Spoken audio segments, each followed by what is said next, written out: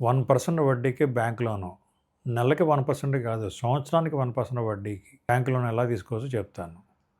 మామూలుగా బ్యాంక్‌లో personal loan తీసుకోవాలనుకుంటే 12-18% వడ్డీ పడుతుంది. అదే క్రెడిట్ కార్డ్ మీద అప్పు తీసుకోవాలనుకుంటే 36-48% దాకా వడ్డీ పడుతుంది. కానీ 1%కి వడ్డీ వచ్చే మార్గం ఒకటి ఉంది.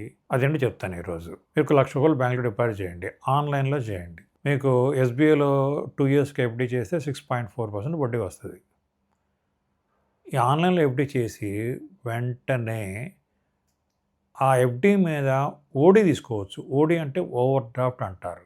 90% ఓడీ ఇస్తారు. అంటే ₹1,00,000 ఎఫ్‌డీ మీద 90,000 వరకు ఓడీ లిమిట్ ఇస్తారు.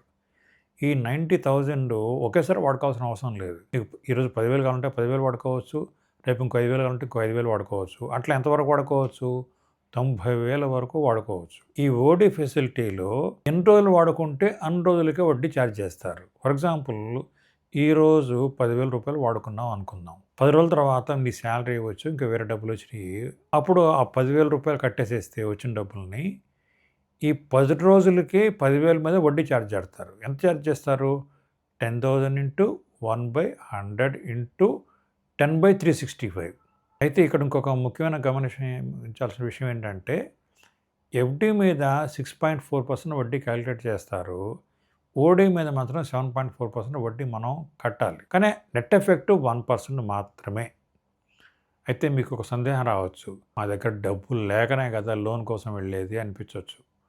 ఏం ప్రాబ్లం లేదు. నెలకో ₹10,000 ఆర్‌డీ చేయొచ్చా? నెలకో ₹10,000 ఆర్‌డీ చేస్తే సంవత్సరంలో 1,20,000 అవుతుంది కదా! ఆ 1,20,000 ఆర్‌డీని మెచ్యూరిటీని తీసుకొని ఎఫ్‌డీ కింద చేసి దాని మీద ఓడీ తీసుకోండి. కానీ గుర్తుపెట్టుకోండి, ఆన్‌లైన్‌లోనే ఎఫ్‌డీ చేయాలి. ఆన్‌లైన్‌లోనే ఓడీ తీసుకోండి. ఈ ఓడీ అకౌంట్‌కి ఏటీఎం కార్డు కూడా ఇస్తారు.